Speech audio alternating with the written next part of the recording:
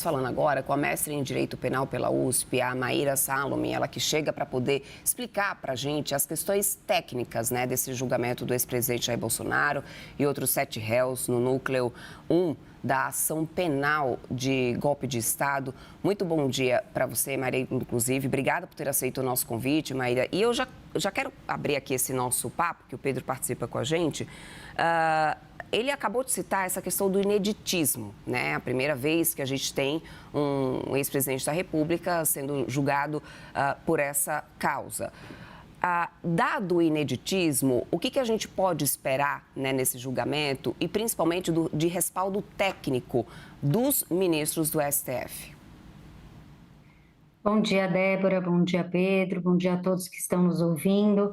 De fato, é um julgamento histórico, né? Há um marco aqui, há um ineditismo, sobretudo com relação aos crimes que estão sendo julgados. Eles foram inseridos na legislação em 2021, então há pouco estudo sobre eles, há pouquíssimos, para não dizer nenhum precedente de jurisprudência com relação a eles, de modo que qualquer entendimento que seja trazido durante o julgamento vai ser uma inovação e será objeto de debate entre todos esses ministros. É muito difícil saber como eles vão votar. Então, sempre quando a gente fala sobre esse julgamento, ainda que a gente tenha tido um cheiro de como esses ministros julgam nos outros julgamentos dos atos de 8 de janeiro, a verdade é que nessa semana e na próxima a gente vai saber exatamente qual é a interpretação da Suprema Corte com relação a isso, com relação às penas.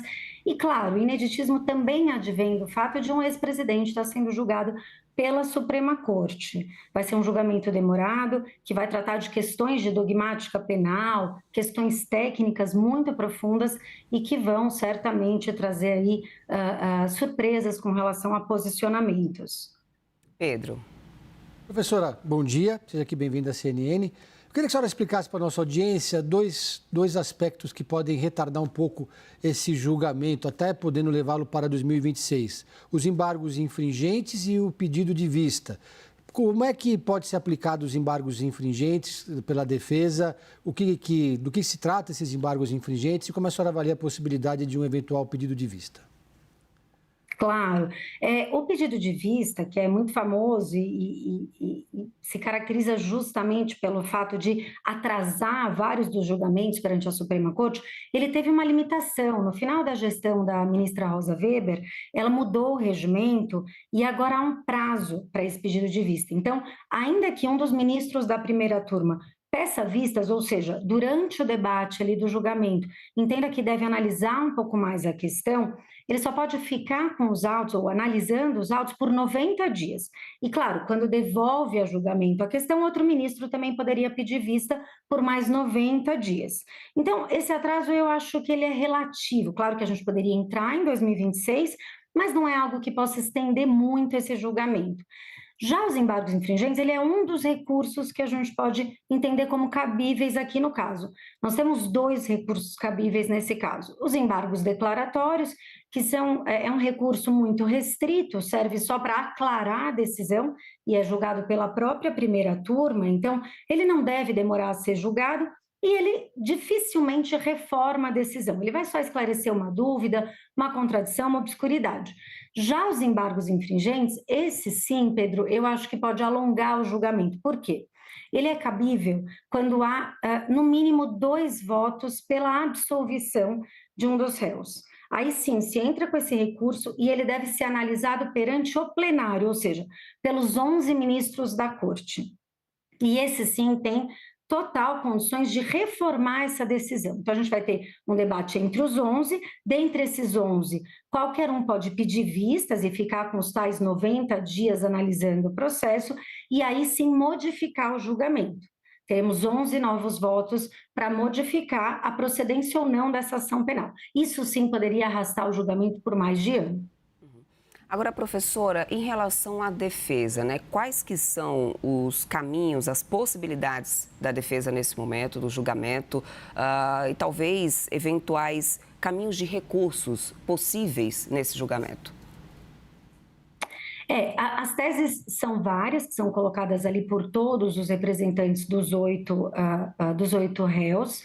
Há teses tanto de processo, que a gente chama, que são as preliminares, que são as que são voltadas antes do próprio mérito da ação, ou seja, se deve ou não ser condenado um acusado.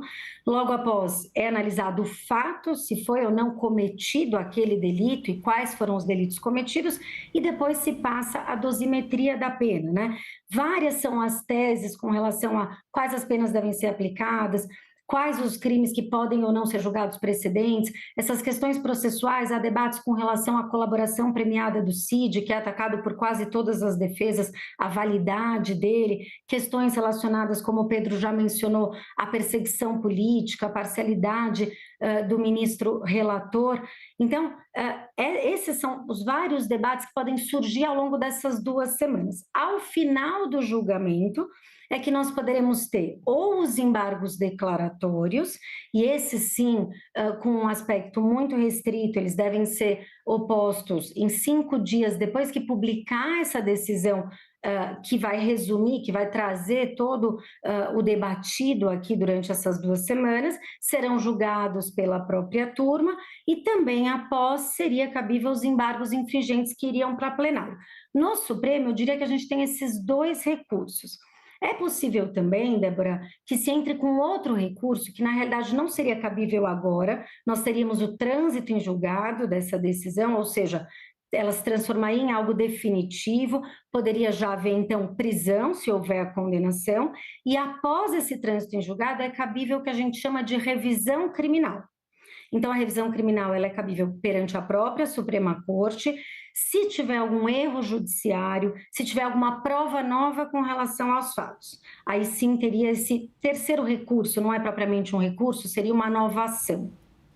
Salvo isso, o que a gente poderia ter, que salvo engano o Pedro também já mencionou, seriam recursos para cortes internacionais. Eu diria que aqui no caso, que talvez fosse cabível, era um recurso para a Corte Interamericana de Direitos Humanos, se entender que durante o julgamento houve uma violação a direito humano ou a preceitos da Convenção Americana de Direitos. Então, por exemplo, uma violação ao duplo grau de jurisdição, que seria justamente esse impedimento a ter recursos, né, reanálise por outras cortes daquela decisão originariamente julgada.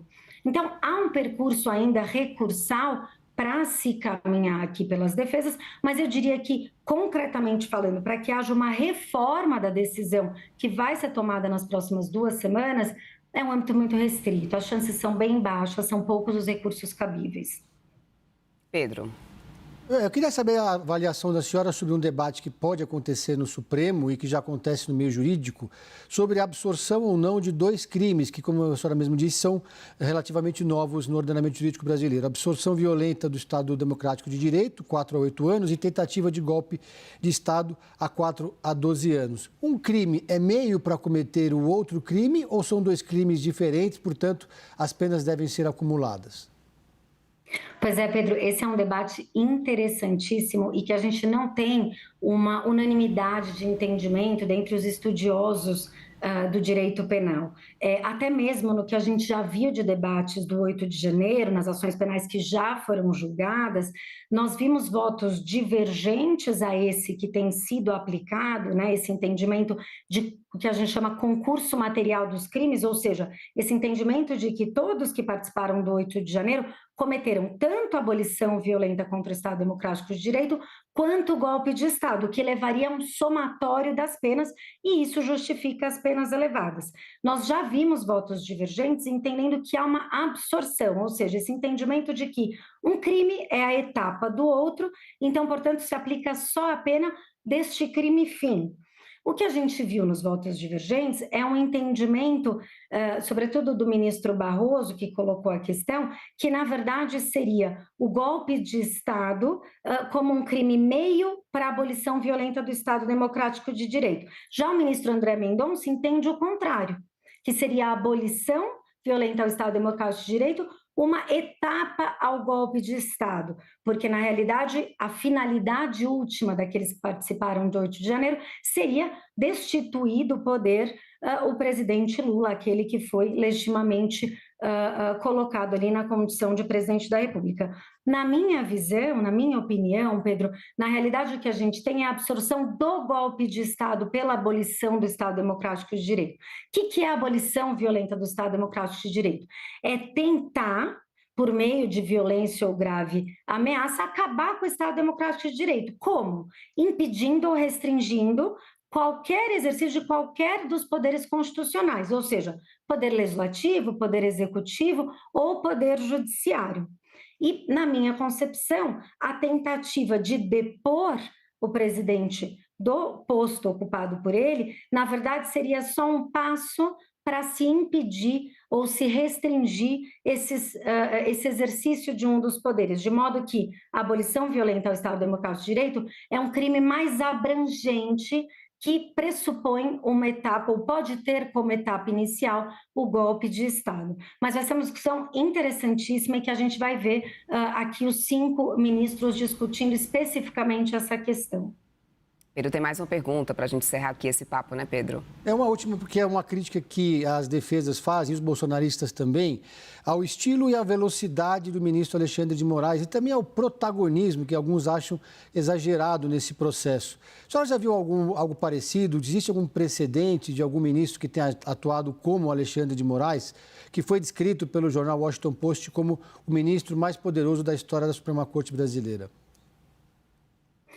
Olha, Pedro, na verdade o que a gente vê aqui é um ineditismo, sim, com relação a esse ritmo, a essa celeridade no julgamento. Não que ele não se justifique, tá? Porque quando a gente tem réus presos em ações penais, em qualquer instância, não precisa ser na Suprema Corte, deve ser imposto um ritmo muito mais célere, porque o processo tem que ser encerrado muito mais rapidamente. O ineditismo aqui, ele não advém desse ritmo específico dessa ação, e que até se justifica por questões políticas, por questão de ano eleitoral, o próximo ano que se avizinha. Mas o problema aqui é porque quando a gente olha para as primeiras instâncias, para os juízes federais, estaduais, para as outras cortes de justiça, a gente não vê esse ritmo. Pelo contrário, os processos se arrastam demais. Nós temos ações que demoram anos para serem julgadas, enquanto que aqui a gente teve um julgamento em muito menos do que um ano, né? A gente está tendo aqui um julgamento em 7, 8 meses. Então, não há mesmo precedente na Suprema Corte que tenha qualquer ação que tenha implementado esse ritmo, mas eu entendo que ele é justificado, sobretudo por haver réu preso. Nós temos aqui Braga Neto, por exemplo, que está preso aguardando esse julgamento. Se ele for absolvido, ele não deveria estar preso, seria um erro aqui do nosso judiciário mantê-lo preso. Então ele se justifica, embora nós não tenhamos precedentes com relação a esse ritmo imposto tão célere quanto a gente está vendo agora. Perfeito. Professor, quero muito agradecer o seu tempo aqui conosco. Conversamos agora com a mestra em Direito Penal pela USP, a Maíra Salome. Muito obrigada, professor, então, pelo seu tempo mais uma vez. Um ótimo domingo para ti. Até uma próxima. Muito obrigada. Ótimo domingo a todos. Até mais.